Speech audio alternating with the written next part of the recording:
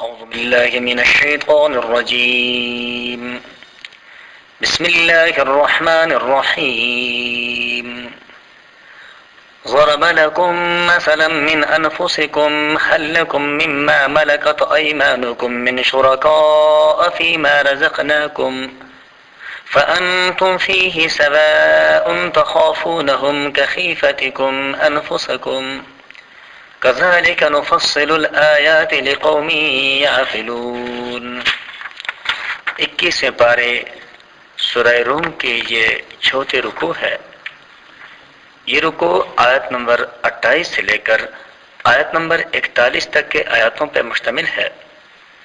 گزشتہ رکوع میں اللہ تبارک و تعالیٰ کے عظمت، اللہ کی قدرت اور اللہ کے وجود پر ایسے ناقابل انکار دلائل اللہ نے بیان فرمائے ہیں سوالی انداز میں کہ جس سے اللہ کا منکر بھی انکار نہیں کر سکتا، لیکن پھر بھی ان کے عقلوں پر گناہوں کے ایسے مضبوط پردے پڑ چکے ہیں کہ ان سارے چیزوں کے مشاہدے کے باوجود وہ اللہ تبارک و تعالیٰ کے قرآن کے ذریعے ان حقائق پہ غور نہیں کرتے کہ جو ان کو سیدھا راستے پر لے جائیں.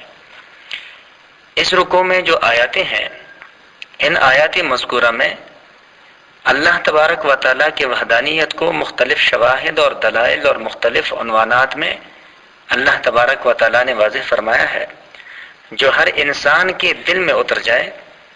پہلے ایک مثال سے سمجھایا کہ تمہارے غلام، نوکر، ملازم جو تمہارے ہی جیسے انسان ہے، شکل و صورت، ضرورت، ہاتھ پاؤں اور تمام طبیعت میں، سب چیزوں میں وہ تمہارے شریک ہیں، مگر تم ان کو اپنے اقتدار اور اختیار میں اپنے برابر نہیں بناتے کہ وہ بھی تمہارے طرح جو چاہے کیا کریں، جو چاہے خرچ کریں.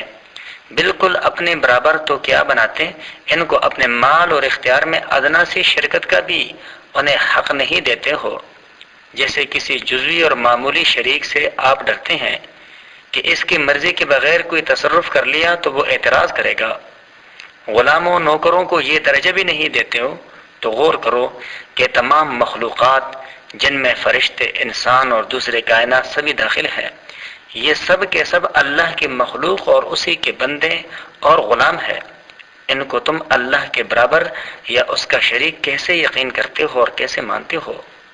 اس کے بعد کے آیات میں اس پر تنبیہ کی گئی ہے کہ یہ بات تو سیدھی اور صاف ہے، مگر مخالف لوگ اپنے ہوائے نفسانی کے تابع ہو کر کوئی علم اور حکمت کی بات نہیں مانتے. تیسری آیت میں اللہ تبارک و تعالیٰ نے یہ حکم دیا ہے کہ جب شرک کا نامعقول اور ظلم عظیم ہونا ثابت ہو گیا تو اے مسلمانوں، تم اپنا رخ اللہ کے طرف سیدھا رکھو، مشرکانہ حالات، خیالات کو چھوڑ دو اور دین فطرت کی طرف متوجہ ہو جاؤ. اللہ تبارک و تعالیٰ کا ارشاد ہے، ضرب لکم مثلا من انفسکم، بیان کرتا ہے اللہ تمہارے لیے مثال تمہارے ہی اندر سے. حل لکم مما ملکت ایمانکم، دیکھو جو تمہارے ہاتھ کے مال ہے، من شرکاء فیما رزقناکم، ان میں ہے کوئی شریک تمہارے ہمارے دی ہوئی میں سے، فانتم فیہ سواء، کہ تم اس میں برابر ہو جاؤ، تخافونہم کخیفتکم انفسکم، خطرہ رکھو ان کا جیسے خطرہ رکھو اپنوں کا. کذالک نفصل الآیات، ایسے ہی ہم تفصیل سے بیان کرتے ہیں اپنے باتیں، لقوم یعقلون، اس قوم کے لیے جو سمجھتی ہو. بل اتبع الذین ظلموا اہواءہم، بلکہ چلتے ہیں یہ بے انصاف اپنے خواہشوں پر، بغیر علم، بغیر علم کے. فمن یہدی من اضل اللہ، سو کون بات سمجھائے اس کو جس کو اللہ گمراہ کر دے. وما لهم من ناصرین، اور ان کا کوئی مددگار نہیں ہوگا. فاقم وجہک للدین، سو سیدھا رکھ اپنا چہرہ دین پر، حنیفہ، یکسو ہو کر یا ایک طرف ہو کر. فطرت اللہ التی، وہی فطرت اللہ کا، فطر الناس علیہا، کہ جس پر اللہ تبارک و تعالیٰ نے سارے لوگوں کو پیدا کیا. لا تبدیل لخلق اللہ، بدلنا نہیں ہے اللہ تبارک و تعالیٰ کے بنائے ہوئے کو. ذالک الدین القیم، یہی ہے دین سیدھا. ولکن اکثر الناس لا یعلمون، لیکن لوگوں میں سے اکثریت وہ ہے جو کہ جانتے نہیں ہے. اب فطرت سے کیا مراد ہے اس آیات میں؟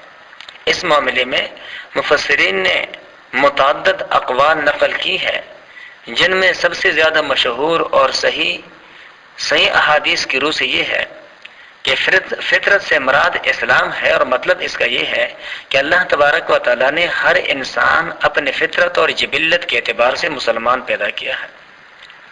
اگر اس کو گرد و پیش اور ماحول میں کوئی خراب کرنے والا خراب نہ کر دے تو ہر پیدا ہونے والا بچہ مسلمان ہی ہوگا.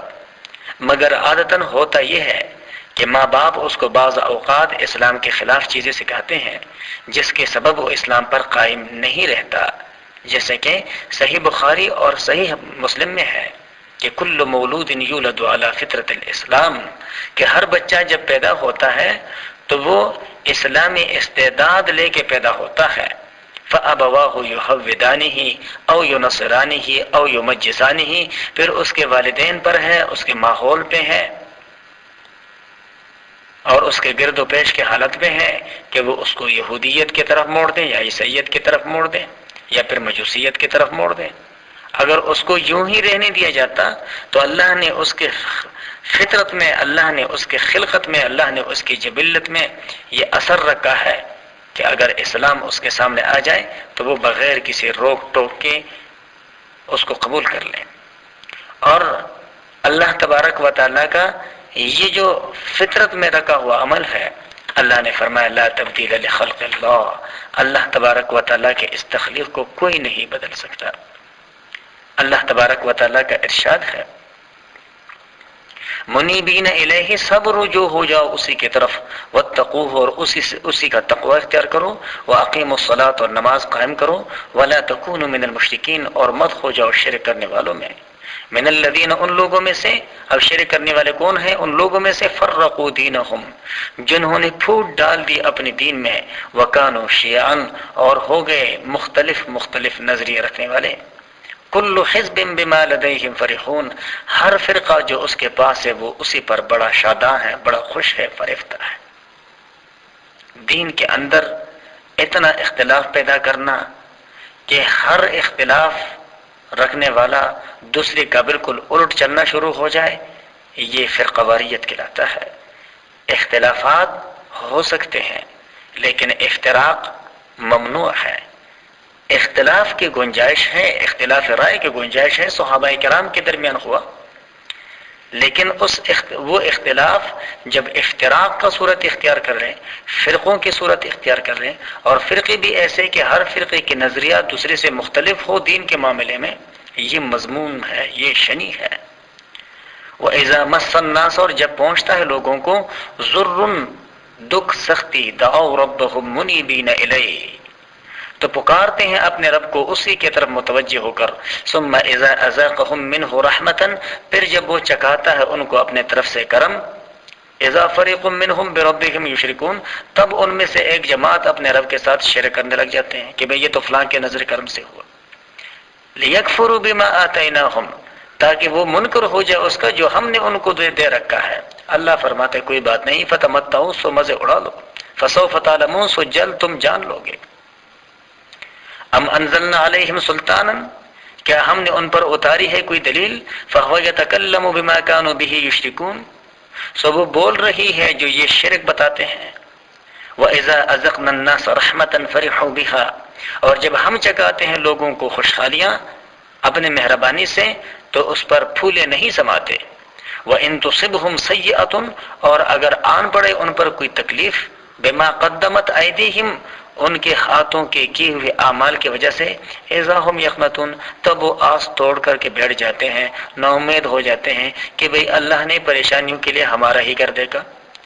تو بھئی پریشانیاں تو اب آئی اور تم اللہ سے اتنا آس توڑ کر کے بیٹھ گئے ہو، اتنا بڑا گلہ کرنا شروع کر دیا جو اس سے پہلے اللہ کی رحمتوں برابر تم پہ نازل ہوتی رہی. کیا ان رحمتوں کے دورانیے میں اللہ کا شکر بھی عملی طور پہ ادا کیا ہے؟